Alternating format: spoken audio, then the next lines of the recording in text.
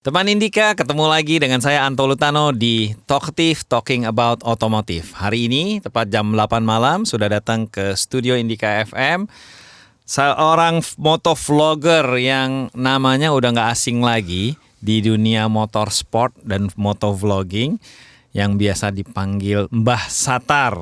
Langsung aja kita ngobrol-ngobrol dengan Mbah Satar. Apa kabar, Mbah? Apa kabar semuanya? Apa kabar Mas Anto? Selamat malam pendengar Indika. Semoga sehat-sehat selalu ya. Sehat, banyak rezeki. Amin, amin. Penting. Itu yang penting ya, sehat, banyak rezeki, ya kan? Iya. Ya kan, terus kemudian muda, foya-foya, tua masuk surga. Nah, itu dia. Agak berat sih itu. Agak berat. Itu agak berat sih. Ngomong-ngomong, kalau ngelihat orangnya langsung kayaknya nggak cocok dipanggil Mbah. Kenapa dipanggil Mbah ya? Mbah itu ada cerita lucu. Ada ceritanya ya. Jadi sebenarnya orang manggil gue Satar. Jadi di tahun 2010 itu ada balapan di Sentul, Kejurnas, dengan pembalapnya tuh Dimas Eki Pratama. Dia itu pakai Ducati 848 waktu itu. Oh, oke. Dan waktu itu pas mau balapan, Dimas itu kan orang Jawa kan. Aku pinjem itunya blangkonnya. Terus pas di grid itu dibilangnya tuh kok sebelahnya pakai blangkon. Dimas itu bawa dukun ya, Mbah Dukun gitu awalnya. Dan pada saat itu dia abis balapan dia masuk podium. Itu pertama kalinya dia naik podium. Pertama kali naik podium. Iya, dia masih SMA waktu itu kan. Ya udah melekat aja sampai sekarang. Oh gitu ceritanya. Jadi teman-teman Indika yang mau tahu ceritanya Satar dipanggil Mbah Satar tuh karena itu ya. Itu dia. Mbah Dukun ya sebenarnya. Iya, awalnya Mbah Dukun jadi Mbah Satar gitu. Jadi sepanjang Dimas lagi balapan lu berdoa dong. Nah, masalahnya nggak juga sih, stres jongkok doang di pedok gitu kan, nggak bisa ngapa-ngapain. Nah, Mbah Satar ini kan udah berkiprah di otomotif tuh sejak tahun 2006 ya. Boleh cerita sedikit gimana awalnya terjun ke dunia otomotif dan memilih motor gitu? Kalau bisa dibilang tuh aku pertama main motor tuh tahun 95 ya. Masih SMP dan itu nggak boleh ditiru sebenarnya karena belum punya SIM. Ya. Tapi kita kan main di kompleks gitu, jadi masih nggak boleh lah sama orang tua keluar. Ya. Fast forward 2001 aku berangkat ke Australia, ada liburan di tahun 2006 itu aku beli Ducati Monster dulu. Nah, karena waktu itu Ducati masih kecil banget, bahkan orang juga banyak nggak tahu. Ini belum zamannya stoner ya waktu itu ya. Yang terjadi adalah APM-nya Ducati ya waktu itu bilang, Satar kamu kan di Australia. Oh iya om gitu. Kita bisa nggak nitip spare part? Awalnya ya udah boleh. Awalnya tuh cuma kecil lah ya, kayak lever, terus plat kopling, lama-lama knalpot, jaket, aparel, sampai 1 tahun tuh aku bisa bolak-balik itu dari Melbourne Jakarta itu 4 kali. Saking banyaknya ya bawaan sampai bisa dapat flight tuh gratis. Naik bisnis itu waktu itu ya zaman itu karena memang kargonya juga banyak. Itu berlanjut dari 2006 sampai tahun 2009 sampai akhirnya aku balik ke Indonesia lagi gitu. Waktu itu nggak ada pertanyaan tuh dari petugas gitu? Tahun 2009 itu mungkin bisa dibilang motor gede itu kan masih sedikit sekali. Masih sedikit ya. Dan mereka juga bukan hal yang mencurigakan buat kita bawa knalpot, bawa shock breaker ke sini. Jadi mereka bilang, "Oh, oke, itu aja udah gitu loh." Mereka lebih memperhatikan masalah apakah ini barang terlarang atau enggak. Jadi seperti kita bawa pelek, bawa knalpot itu enggak masalah. Dan jumlahnya juga masih wajar ya. Masih wajar untuk penggunaan gitu ya. Iya. Mbak Satar, kalau lihat dari postingan Instagramnya beberapa tahun lalu ada sempat nonton atau malah bergabung di MotoGP. Boleh ceritain sedikit?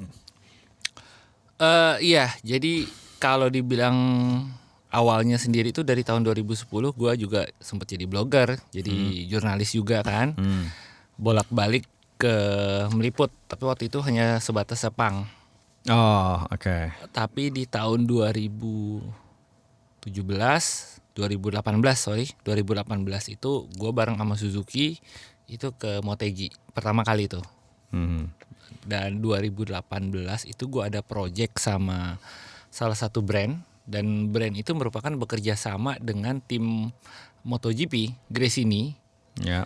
Dia ada di Moto3, Moto2, dan MotoGP.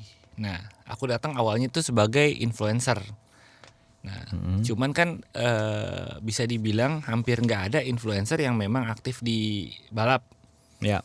Jadi akibatnya sampai dari 2018, 2019, bahkan sampai tahun ini 2020 tuh aku masih ke MotoGP gitu. Walaupun selected series ya, mungkin semusim hanya 4-5 seri, Ya. tapi di sana aku udah masuknya sebagai terakhir di Qatar tahun ini sebagai pit crew. Jadi aksesnya lebih banyak, aku bisa kemana aja, dan mereka juga udah percaya. Oh ya udah, kasih motor pedok gitu untuk kemana juga udah bisa gitu.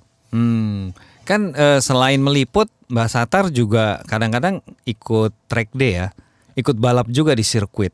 Nah, waktu pertama kali balapan atau siapa yang ngajarin balapan ya? Kalau dibilangin kalau pertama kali balapan itu tahun 2009 ya. Jadi memang masih nggak serame sekarang ya balap. Jadi kita rata-rata otodidak. Otodidak, oke. Tapi ada beberapa teman yang udah lebih dulu main, teman-teman Ducati. Dasarnya dulu ada Om Nuk, lalu ada Matteo. Tar ikutin. Jadi akhirnya kita belajar dari situ. Oh, oke. Sedikit demi sedikit, akhirnya ya terus sampai terakhir aku balap itu di Belitung TT. Jadi kerjasama dengan Pemda Belitung. Ya. Di 2019. Dan balik lagi pakai Ducati lagi. Balik lagi pakai Ducati lagi. Itu di Belitung itu yang gue denger jalan raya dijadiin tempat balap keliling kota Belitung. Iya, jadi treknya itu 33 km. Ya. Didukung oleh Pemda dengan kepolisian dan TNI setempat dan warga juga. Itu seluruh jalannya itu ditutup dengan rasio setiap 500 meter itu ada satu marshal. Oh. Dan setiap 1 kilometer itu ada tim medis. Jadi dijamin tidak ada warga nyebrang, tidak ada kalau kecelakaan ya amit-amit bisa langsung ditolong.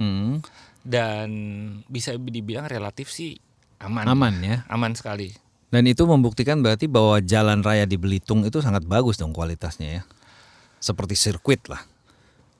Kalau dibilang jalan raya di Belitung bagus ya bagus, tetapi kadang-kadang kalau untuk balap jalan raya itu nggak cuma masalah jalannya aja, tetapi seberapa besar jarak dari aspal ke tembok ke pemukiman atau ada taman. Nah di Belitung itu jaraknya cukup besar, jadi disebutnya run off areanya gede, jadi makanya bisa gitu. Kadang-kadang jalanan mulus pun belum tentu bisa kalau run off-nya tuh sedikit atau sempit. Jadi memang Belitung itu sangat memungkinkan lah untuk punya balapan di jalan rayanya. Betul, termasuk juga buat pariwisata juga bagus banget itu daerah situ. Ya.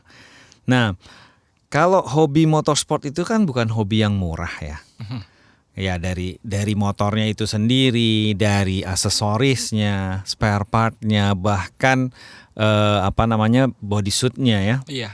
Nah ini gimana Mbak Satar bisa bertahan sampai selama ini dengan hobi ini? Mungkin bisa cerita ke teman-teman Indika. Kalau dibilang aku pakai modal sendiri full, bisa dibilang sih enggak. Jadi memang benar kata Mas Anto, kalau umpamanya otomotif itu balap yang benar-benar mahal, olahraga yang mahal sekali, resikonya tinggi.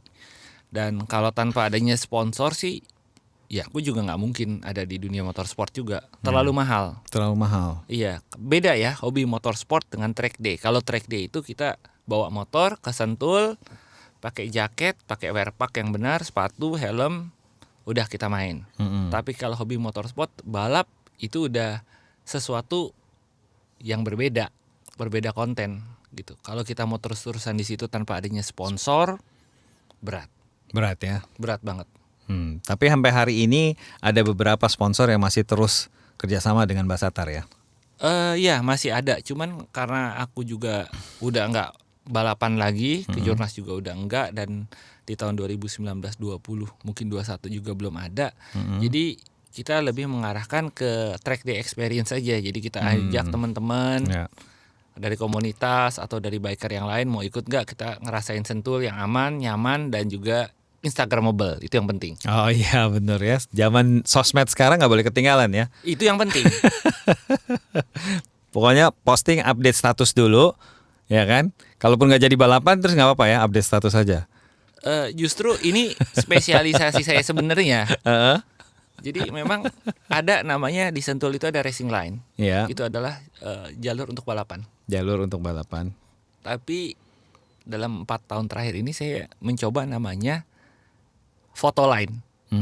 Jadi kita ngambil line itu, seorang amatir pun bisa terlihat miring, Heeh. bisa terlihat kencang, Ya. dan difoto bagus. Oh, jadi teman-teman Indika yang mau foto seolah-olah lagi nikung miring di sirkuit bisa langsung ke Sentul aja ya di foto line tadi ya. Di foto line. Jadi foto line itu sebenarnya kita tetap bawa motor, Heeh. tetapi jalur yang kita ambil tuh agak berbeda dengan jalur balapan. Tetapi hasil fotonya Bagus. bagus dan seolah-olah emang lagi balapan. Iya, kalau balapan kita pakai foto line dijamin lap time kita pasti berantakan. Mbak Satar, intermezzo nih sedikit. Boleh. Beberapa hari lalu baru aja test ride motor sport Ducati Panigale V2 yang pertama ada di Indonesia. Nah, apa kesan-kesannya waktu test ride? Wow. Wow. Wow nih berarti udah keren banget atau super cool atau apa nih? Jadi ini waktu ketika Ducati Indonesia ngasih gua dan Matteo kesempatan test ride Ya. Panigale V2, itu gua flashback ke tahun 2012. 2012. Waktu gua ngetes pertama juga sama Matteo juga berdua 1199 L2 Panigale pertama. Oh, oke. Ya. Dan waktu itu bedanya kita tesnya di sirkuit. Kalau yang ini kita di jalan raya kan, karena memang sirkuit lagi di upgrade. Lagi di-upgrade ya. Dan pengalaman gua dari Panigale V2 yang baru itu adalah jauh lebih smooth karena mesinnya V, dan merubah stigma gua sebagai orang yang udah kenal Ducati bahwa mesinnya L akan jerky. Ternyata dengan mesin V itu smooth, dan gue coba jalan keliling-keliling BSD kecepatan 60, 80, justru kan namanya superbike, justru itu yang menantang kan, jangan pakai pelan kan. Ya. Ya. Dan itu motor smooth banget. Itu gue Oke. akui. Nah, buat Mbak Satar yang biasa ngebut ya, pakai motor Panigale 1199 atau mungkin juga pernah nyoba yang V4 gitu ya. Ini kan yang sekarang V2 ini 2 silinder ya. Iya. Apakah terasa beda performance-nya gitu? Kalau ngebut itu kita utamakan di track ya, di sirkuit, bukan di jalan raya pastinya kan. Ya. Itu safety-nya juga lebih beda. Betul. Jadi kalau aku bandingin antara V4 1199 generasi pertama dan V2, riding position ini mirip banget dengan V4 dengan tank yang lebih besar, jadi lebih nyaman. Dan power delivery-nya itu hampir smooth V4. Walaupun karena V2 tetap lebih torky, Ya. tetapi tidak seliar dari Panigale 1199 yang memang istilahnya this bike gonna kill you. Kalau ini enggak. Jadi benar-benar smooth. Walaupun aku masih belum merasakan di sirkuit ya. Ya. Entah mungkin kalau ada kesempatan lagi. Tapi memang kita benar-benar bisa build in confidence dari motor ini, terutama pada saat nikung, low speed, dan riding positionnya juga benar-benar nyaman. Kita tidak melorot ke depan karena joknya pun lebih tebal gitu. Jadi this is something different dari Panigale 1199 dan Panigale V4.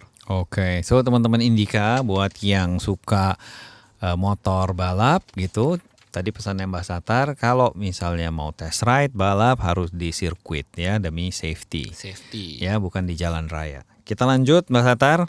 Sekarang makin banyak vlogger otomotif di YouTube.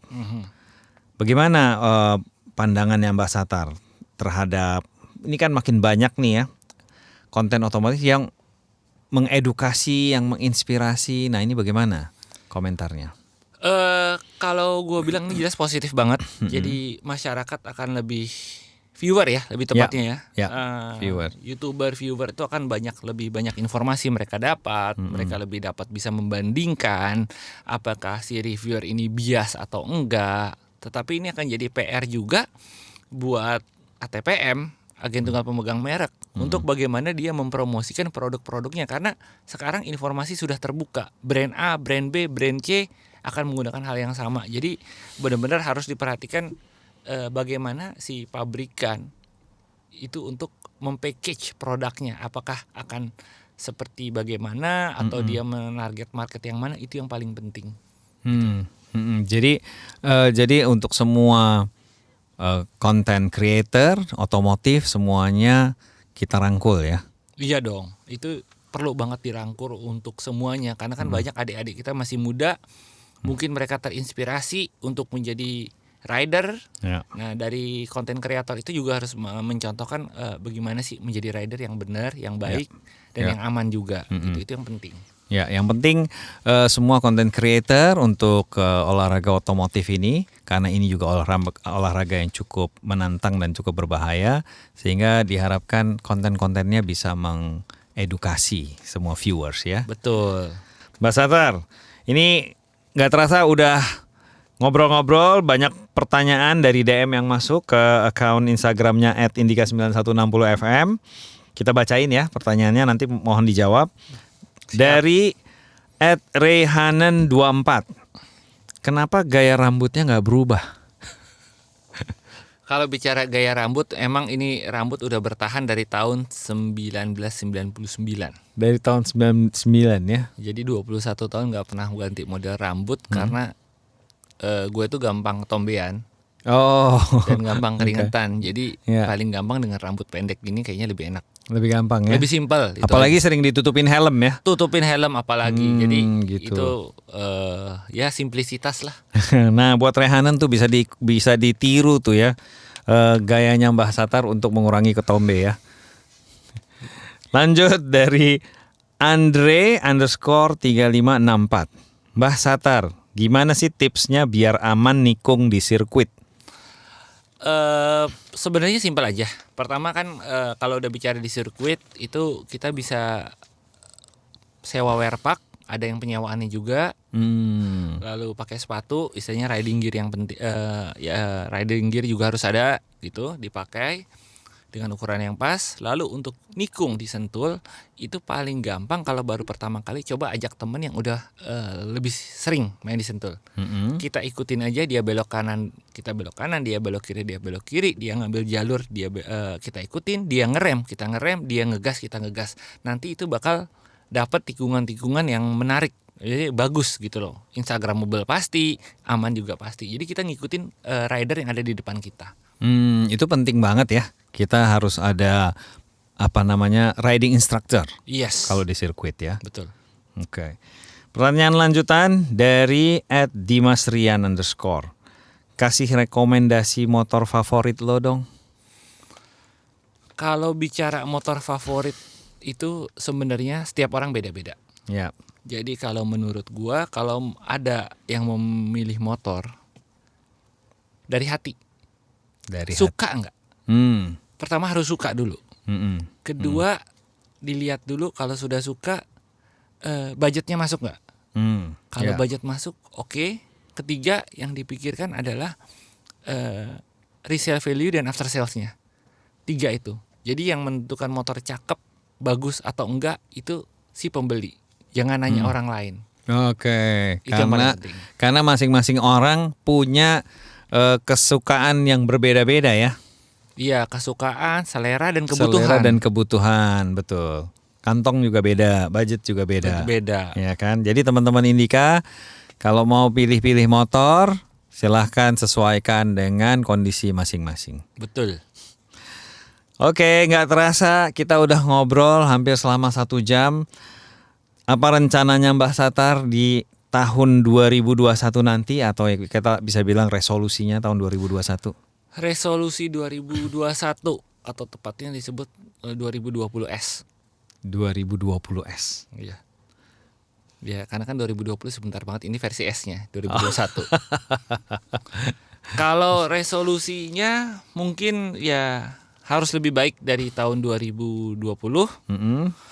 Tidak banyak drama khususnya di dunia otomotif yang Iya. tahun 2020 ini cukup berat ya. Dan juga gua berharap sih aktivitas otomotif baik di motorsport, di dalam penjualan retail juga jauh lebih baik dibanding tahun 2020 memang sangat berat. Lalu yang paling terakhir 2021 harus back to normal lagi lah. Back to normal lagi ya. Iya, real normal. Ya, mudah-mudahan ya kita semua bisa melewati pandemi ini ya. Betul. Amin. Dan terakhir, pesan-pesan buat teman-teman Indika dan juga pendengar setia Talkative. Pesan-pesan gue adalah utamakan saat ini kalau di dalam dunia otomotif adalah keselamatan, Ya. baik dalam berkendara dan juga keselamatan dalam sisi finansial dalam berkendara. Salah satunya adalah dengan merawat kendaraan dengan benar, memperhatikan apa yang dibutuhkan untuk kendaraan, dan juga stay safe.